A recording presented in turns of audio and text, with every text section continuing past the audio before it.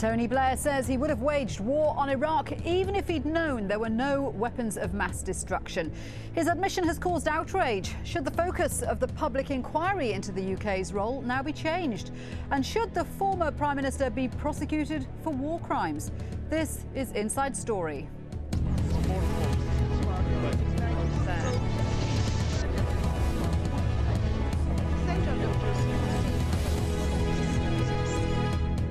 Hello and welcome to the programme. I'm Shuli Ghosh. So the former British Prime Minister has confirmed what many suspected, that he would have backed the US-led invasion of Iraq regardless of the presence of weapons of mass destruction. Speaking in an interview on British television, Tony Blair said it would still have been right to remove Iraqi leader Saddam Hussein from power. Now experts are questioning whether that admission leaves Mr Blair open to legal action. And lawyers for Saddam's jailed Deputy Prime Minister Tariq Aziz have already asked permission to prosecute him for war crimes. Andrew Potter reports. The United States and Britain launched their war on Iraq to take weapons of mass destruction from the hands of Saddam Hussein. But as the world now knows, those weapons never existed. Despite this, Tony Blair has admitted for the first time that even if he had known, he would have gone to war anyway. I would still have thought it right to remove him.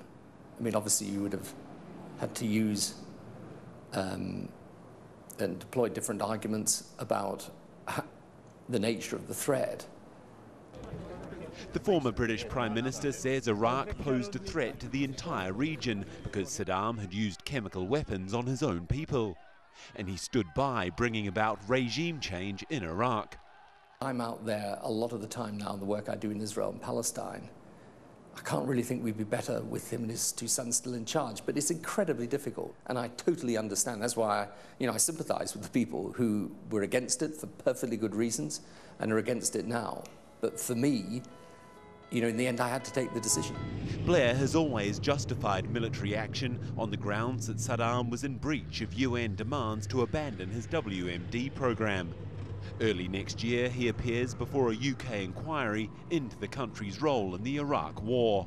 He is expert in spin, so he wanted actually to preemptive any future investigation about his role. Definitely in the new year, he will stand in front of this investigation committee and he will be asked about the reason he took this country to war. I don't think anyone realistically thinks that Tony Blair is going to end up in jail. What he has ended up with, and I don't think there's any doubt about this, is a hefty great stain on his reputation. And it's clear this latest revelation will only add to the pressure he's facing at that coming inquiry. Andrew Potter, Al Jazeera. Let me introduce you to my guests today. In London, Claire Short, a member of the British Parliament. From Amman, we have Anas Al-Takriti, a spokesman for the British Muslim Initiative. Also from London, David Cole, the Managing Director of the Atlantic Council. That's a UK-based think tank on international affairs. Well, warm welcome to all three of you. This is been seen as very surprising comments made by Tony Blair. Anas, does it now pose a serious question about Britain's decision to go to war on Iraq? Well, nothing has changed, and to be honest, I'm not that surprised. I think that what we've learned is that, first of all, he has to, come out and confirmed what most British people and most people around the world thought from day one. So I think that in itself is something that needs to be said, that needs to be asserted. People who weren't in a position to see the evidence that actually knew the truth, and I think that it's quite incredible that the way in which he still arrogantly argues that he was correct. I think that his very first comment, which you showed in your introductory clip, is very, very telling.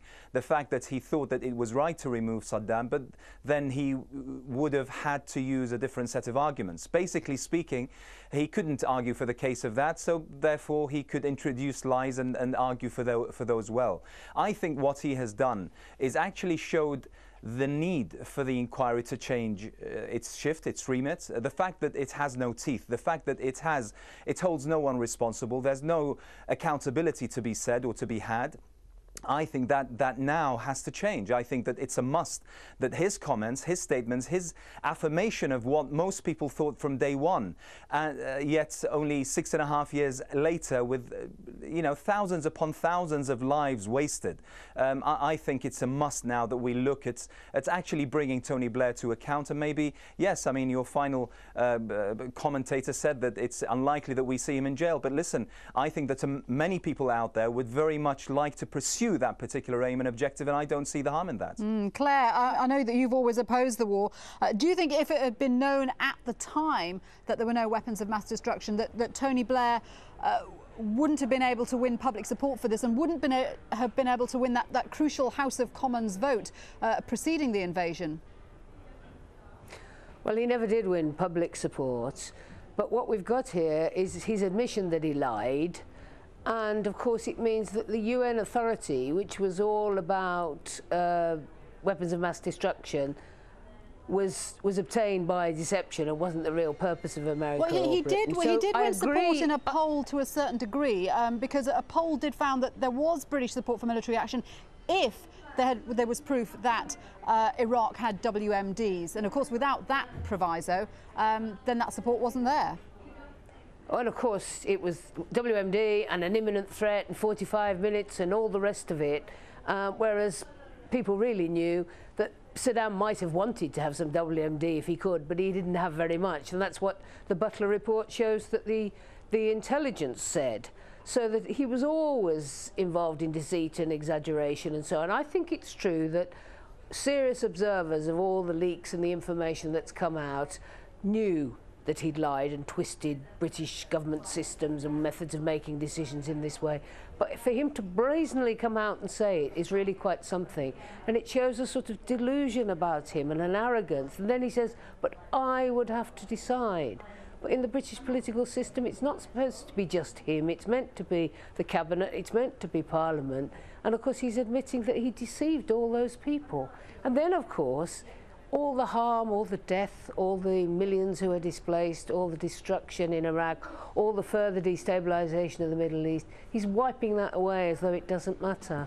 Okay, so do we think that Blair knew then what we know now, that there were no weapons of mass destruction? This is what Sir William Ehrman, a former director of international security at the British Foreign Office, told the Iraq inquiry. He said that Tony Blair was informed before the invasion that the WMDs had been dismantled, and he went on to say next, on March the 10th, we got a report saying that the chemical weapons might have remained disassembled, and that Saddam hadn't yet ordered their reassembly, and he might lack warheads capable of effective dispersal of agents. David, that sounds like Tony Blair knew before ordering the invasion that there were no weapons of mass destruction. I rather disagree. I actually opposed the war myself, but I mean, what the quote you just read said that he said that Saddam had, at short notice, the capability to put together weapons of mass destruction. Now, there's a question there about whether he had warheads to be able to deploy them against a strategic city target, but as we saw in Kurdistan, he didn't actually have to use warheads. You can have, with chemical weapons, a devastating effect just by releasing these noxious gases. I also have to say that I rather disagree with my two colleagues' interpretation of what Tony Blair said. I don't believe he said that, or that he admitted that there were no weapons of mass destruction. What he said was that had he not thought or known that there were weapons of mass destruction in Iraq, he would have still wanted to go in and remove Saddam. Now, I happen to disagree with him on both arguments, but he has not said that the intelligence he had at the time was that there were no WMD, and I think that's quite an important distinction. He says that if there hadn't been any WMD, he would have come up with other arguments. What other arguments did he have? Well, I would guess that they'd be similar to the ones that were made by the US administration at the time, that Saddam, regardless of whether he had WMD or not, was in violation of UN resolutions, posed a threat to his own people, and posed a threat to the broader region. Now, you can agree with those or not, but WMD although they were the primary reason given in the UK, are not the only possible reason and not the only reason advocated around the world for going into Iraq. Anas, a lot of this at the time was based on Tony Blair supporting George Bush and George Bush's foreign policy on Iraq. Do you think Blair should have resisted that approach? Well, I don't think that Tony Blair, with his mindset and the ideology, unfortunately, that he came with, I don't think that he was in a position, or he wasn't actually prepared to argue the case against George W. Bush. Actually, he was hand in hand with George W. Bush on this particular, and I think his statement said it all. He was actually adamant on the course of action that he took. The premise that he used in order to justify and legitimize his action just simply to have been a technicality in his mind. Yet for a Prime Minister to take such a decision that had such seismic impact and effect, not only on Iraq, where we see the kind of figures that Claire Short mentioned, the million or so that have been killed, the millions displaced, the 5 million orphans, the 1 million widows and the such, and we could go on and on and on. Not just that, but the effect and the impact on British life, on the security of Britain, on how many lives were lost, British troops, men and women in Iraq as a result of his decision. Yet no mention of those, no mention whatsoever. To say that it was a mere technicality, the kind of reason that was used, it was weapons of mass destruction at the time, well, that turned out to be wrong, but still I think we were right to go in nonetheless. I think to set such a precedent from someone who was at the time a Prime Minister of a country like the United Kingdom,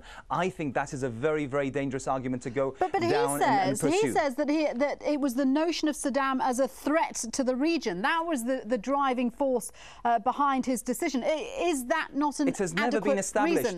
No, surely it has never been established. The 45-minute argument turned out to be a fallacy. The WMD turned out to be absolutely false. Plus, we have ended up with a far more dangerous arena now than we ever had in Iraq. Now, Saddam was a horrible person, and his times were extremely dark and very, very bad indeed. But we've now ended in a very similar, if not actually a worse situation. And the common line between the two situations, the two phases back then and right now, is that we have meddled. We meddled and made him the monster that he became, and we've meddled and we've made Iraq the horrible hell on earth place that it is right now. We should stop meddling. And Tony Blair, with his technical points, argument, is someone who needs to be held to account, because otherwise we will do the same about other people whom we perceive to be as evil, or so evil as, deserving that we intervene and also claim as many lives as we did in Iraq. It's very, very dangerous to go down this line. OK, so we will talk about whether Tony Blair should be held to account. Let's just examine in more detail some of the claims that have obviously been brought up in the course of this argument and ask, was Britain led into the war on Iraq because of Tony Blair's desire to curry favour with Washington? The Iraq inquiry has already heard that 11 months before the invasion, Tony Blair met George Bush in Texas and made it clear that he would be prepared to join the US in toppling Saddam. In September 2002, Blair told Parliament that Saddam was a threat to security in the Middle East because he had chemical and biological weapons that could be launched at 45 minutes' notice. More than a year after the war began, when it was clear that no WMDs existed, Blair told his supporters he apologised for the wrong information, but he couldn't apologise for removing Saddam. So UK's former Director of Public Prosecution said Blair's sycophancy towards the US had led Britain into the war. In a newspaper article, the eminent lawyer Sir Ken MacDonald said Washington turned his head. He couldn't resist the stage or the glamour that it gave him. Claire, was Blair in thrall to Bush? I think Blair liked being a big actor on the world stage, was worried after his relationship with Clinton that he might not be as close to Bush, loved being the only politician in the world who could pick up the phone to the President of the United States whenever he wanted. But I want to remind us of a couple of other things. The people of Iraq were most certainly suffering under sanctions. We have to ask ourselves, were there other ways of getting rid of Saddam Hussein? After Blix had done his job, ballistic missiles had been destroyed, he was reporting he was more and more convinced there was no WMD. They brushed that aside, but we could have lifted sanctions, opened up the country. Saddam Hussein could have been indicted for crimes against humanity and war crimes and got to the international court, as happened with Milosevic. These alternative routes weren't even explored because Blair and Bush made a secret deal and then deceived in the case of Britain, the cabinet, parliament, country, in order to twist things to war, and the failure to prepare properly or look at alternative routes, and the mess that follows from it follows from the deceit they were willing to engage in. This is a very serious matter. It's just not one man saying, I would have done something else. Are we overlooking the context in which all this happened? I mean, the US had suffered a horrifyingly huge death toll, a terrorist attack on its own soil. It perceived Yes, Iraq indeed, to be a huge security risk. There was no relationship of any kind whatsoever, and the British security services were clear about this in the run-up to the war, between Iraq and the attack on the Twin Towers. I mean, in America they tried to deceive people into thinking that, but the record is absolutely clear. Al-Qaeda didn't like Saddam Hussein, had no base there, they do have now. There was no link, but the minute the attack on the Twin Towers had happened, Vice President Cheney immediately said, come on, let's go and attack Iraq, because it was already on their agenda that they wanted to go into Iraq, thought they'd be welcomed, then they could dominate the Gulf and all that control of oil flowing out to the west from there, and that was their agenda from before they came into power. David, was Blair led down this route by Washington and by the special relationship between the UK and the US?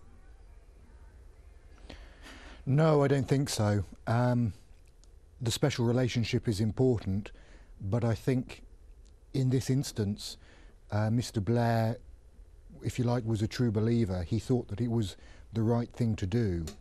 Now, I don't know what arguments were presented to him at that meeting at the ranch at Crawford, but I don't think it was a case of, you know, this will make you look good on the world stage or anything like that.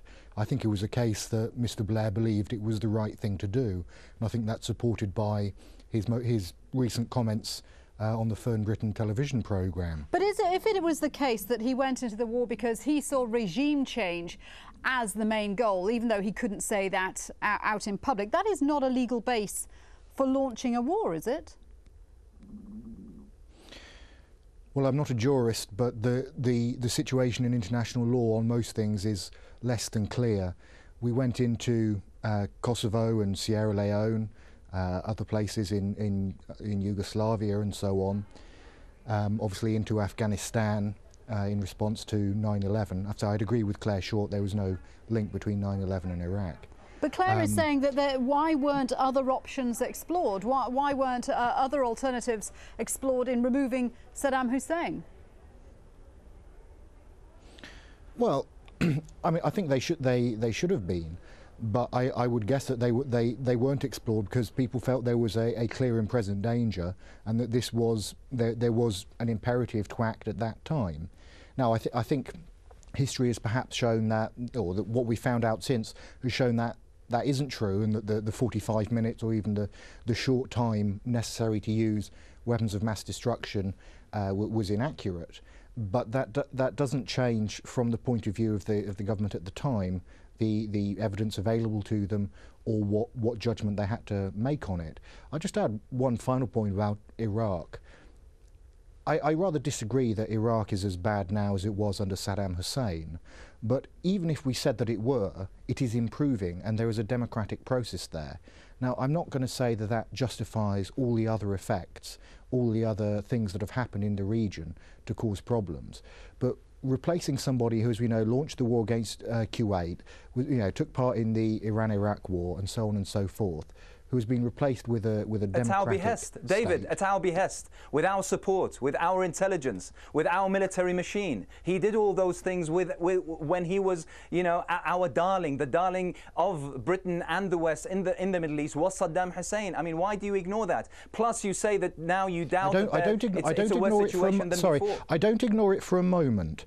It would be foolish of me to say that we didn't, support Saddam. I think we're supporting both sides.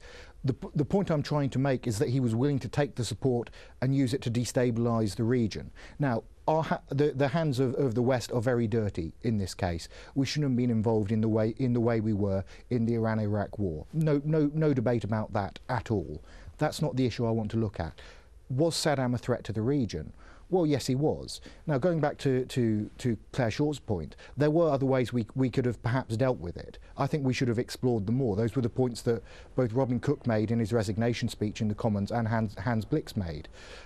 But that doesn't affect, I think, although I disagree with him, the decision that Tony Blair made on the basis of the evidence available to him. Claire, what do you say to that? That there is on the evidence, please. Because the Butler report... I'm sorry, could you say that again? ...looked at the Butler report, on the evidence available to him, the Butler report clearly looked at this, and it's quite clear the intelligence did not say there was a present danger, there was an imminent threat. There was a bit of evidence that they thought there might be some WMD. We knew that the Israeli bombing had destroyed the nuclear, and he had no nuclear capacity. Hans Blix got rid of the ballistic missiles. There was no clear and present danger, and the intelligence did not say that. Blair pretended there was because he wanted to get to war, but it wasn't based on evidence put to him. Let's just explore whether or not Tony Blair can be held to account for his comments. Anas, I know that you were saying that the inquiry now should have more teeth. As we said right at the beginning of the programme, Tariq Aziz, the former Deputy Prime Minister under Saddam's regime, says Blair has violated the Geneva Conventions. Do you think there is now a basis for saying that Tony Blair is guilty of a war crime? Well, I think so. I think it's not just Tariq Aziz bringing action. I think that the British people ought to bring action against Tony Blair. Let's not dilly-dally about this. Basically, what the precedents that was set by the action taken by Tony Blair and George W. Bush was this: that if you have the capacity to unleash hell on other people whom you dislike, whom go against your own regional strategic interests, then you have the moral legitimacy to do so. Now, we as a people, it is incumbent upon us. We have a responsibility to disprove that particular argument, because we can go down that line time and time and time again in the future. Now, what Tony Blair has refused to acknowledge in his interview, despite the fact saying that, well, he sees the point of those who disagreed with the war in Iraq, he fails to acknowledge the millions of lives that has been disseminated as a result of his decision. And as a result, I think that there is more than sufficient ground to take legal action against Tony Blair and to bring him to trial as a war criminal.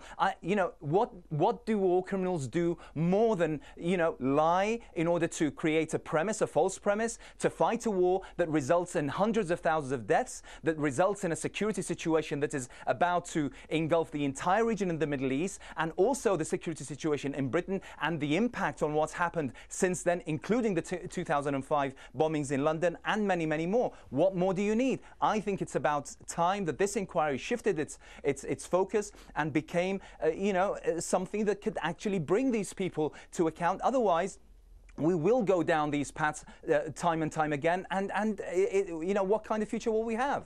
Well, David, I know none of us are legal experts here, but what do you think about that? And could the inquiry change direction? Well, I sincerely hope not. I would be very worried indeed if we established a precedent whereby an inquiry changed what it was doing halfway through. And in this particular case, I think there are a lot of other issues that went on in Iraq about the conduct and the execution of the war, the planning for the war, that also need to be looked at. So I'm afraid I really think that Anas's suggestion that we change the But isn't the inquiry entitled to say what was done right and what was done wrong and what should have been done differently? Yes, of course it is, and it's going to do that, and it's going to do that across the whole range of what we did in Iraq, not just this one issue. And I hope it does look at everything that we did in Iraq, good and bad, so we can learn from our mistakes and from where we got things right. On the fundamental issue, should Tony Blair be charged with war crimes? Well, there was a precedent set in the Iraq War in that it was actually the House of Commons that voted for us to go to war.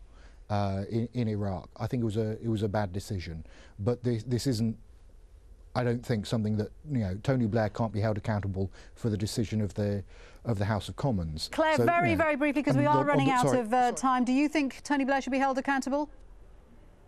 Well, he won't be taken to the International Criminal Court as a war criminal, although many serious and senior international lawyers think he should be. If international law was applied equally to all, we'd have a better world, and we'd have the Palestinians would have their state. So many, many serious people think he's responsible for war crimes. The evidence is mounting that is even more clear, but there's no chance at the moment that he'll be held accountable. OK, we're going to have to leave it there. Thank you so much indeed to all three of my guests, Claire Short, Anas Al-Tashriti and David Cole. And thank you for joining us on Inside Story. You can email us at insidestory@aljazeera.net. Until next time, from me, Shuli Ghosh. Bye-bye for now.